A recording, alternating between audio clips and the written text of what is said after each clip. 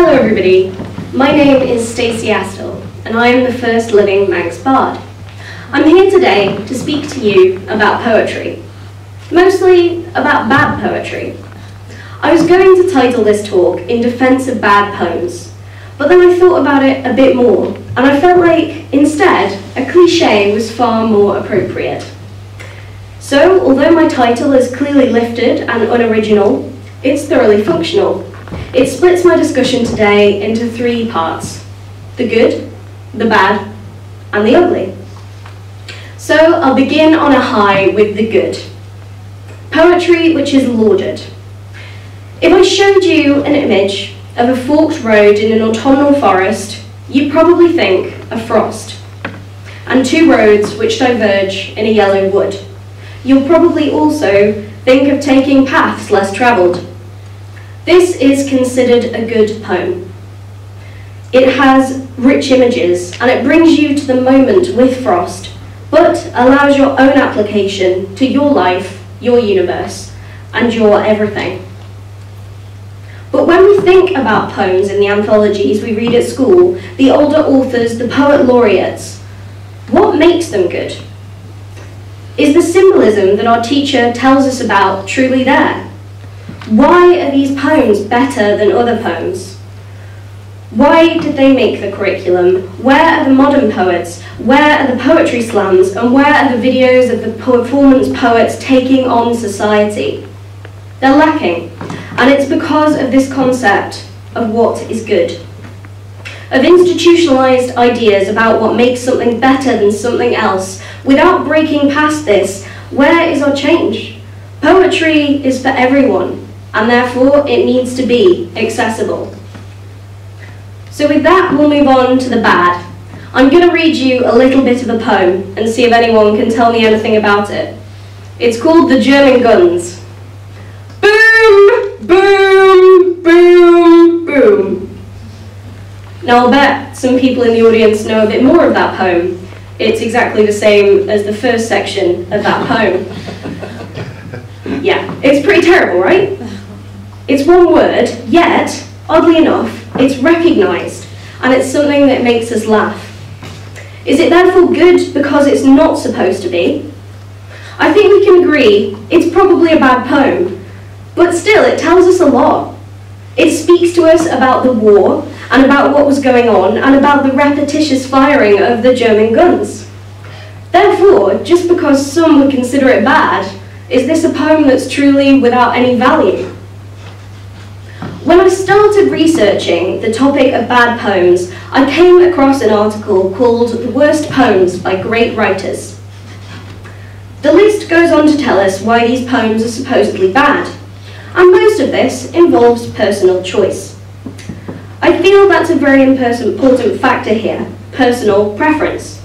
The article talks about over-description because in The Thorn, Wordsworth has the audacity to talk about a muddy pond which never dries out. However, I'm sure we all know that some ponds actually can dry out for part of the year, so it makes perfect sense to me. This is all phrased, of course, with a tone of superiority, which is exactly what I dislike about the concept of bad poems. I explored further and found a lot of vitriol directed towards Carol Ann Duffy's 22 Reasons for the Bedroom Tax. Even the poet laureate isn't safe. Personally, I don't really understand the poem, but that doesn't matter. I'm inconsequential. It doesn't make it bad. So I thought more about this and tried to find out what bad poetry really was and whether I could see a definition of this. I stumbled across a gentleman called Sheamus Cody, who writes that although new bad poems are being written by the hundreds every day, many of them in university creative writing classes, most bad poetry is simply weak and ineffectual and lacking in interest and, fortunately, is soon forgotten. To achieve memorable badness is not so easy. It has to be done innocently by a poet unaware of his or her defects. The right combination of lofty ambition, humorless self-confidence, and crass incompetence is rare and precious. For the student, having a genuine insight into the true badness of some poem is necessary to have a grasp of what makes poems good. So this writing for his students not only tells them that largely they're going to produce bad work, which he's then going to mock, but also that they need to truly understand this to produce something good, and that is very prescriptive about what good even means. And one of the examples of a terrible poem he gave us was by William McGonagle, who was apparently the worst poet of his entire era. And his poem is called The Taybridge Disaster, of which I'm going to read you a small excerpt. Beautiful railway bridge of the silvery Tay, alas, I am very sorry to say that 90 lives have been taken away on the last Sabbath day of 1879, which will be remembered for a very long time. Okay, yes, there's some obvious rhymes in there, but apparently that's terrible because it says nothing. However, I didn't know about this beforehand. I didn't know what had happened, the date, or how many people had lost their lives. So, as far as I'm concerned, it actually says an awful lot. You can set as many criteria as you would like for a good poem, but there's always going to be something that you enjoy that sits outside of that. You cannot write a prescriptive list of everything a poem should be and a poem should have. It's just not possible. And if you attempt this, all you're trying to do is prevent growth and push away new poets. One of the other non-bardic hats I wear is that of researcher. I study prisoner of war diaries, and I found that a lot of these actually include poems. Now, not everyone can be Wilfred Owen, otherwise we'd know more. Or is that actually true? One poem which always sticks with me, by a gentleman named Walter Boychuk, I found in his diary. He was in the Air Force and was shot down on a mission. He writes quite extensively about his crew and about the final mission there, as well as life in the Stalag he was kept in, which is a prison camp, but he was kept in Germany when he'd been captured. And the poem that really stuck out to me was called My Buddy. And it has awkward rhythm and a style which doesn't quite fit, but that doesn't matter, not one bit. So a quick quote from that is, "They say he died in glory, whatever that may be. If dying in a burst of flames is glory, then it's not for me. My buddy had the guts all right. He sought not glory nor fame. He knew he had a job to do, and his crew all felt the same. But death had the final word, for in its ledger it wrote his name. And my buddy died that morning, in glory and in a burst of flame." That tells you everything you need to know. The futility of the entire thing, the disillusionment that Boychuk feels, which is mentioned regularly throughout his diary, and the fact his friend is dead and he misses him. Does it or should it really matter about the rhyme scheme and meter he chooses to use to tell us that? And this is where classifying poems as good or bad becomes problematic. By telling people a poem must be good, and then setting arbitrary criteria for what that even means, often heavily based on personal opinion, which by its nature is highly changeable from one critic to another, it excludes people. And who wants that? Poetry isn't for exclusion. Poetry is for everyone, and rightly so. Mark Grist has a poem and video called Keith, which I very strongly suggest each one of you listens to. But in summary, if you go too far with what is good and what is bad, there's no room at all for growth, only for reduction. And now, with this attitude, we reach the ugly.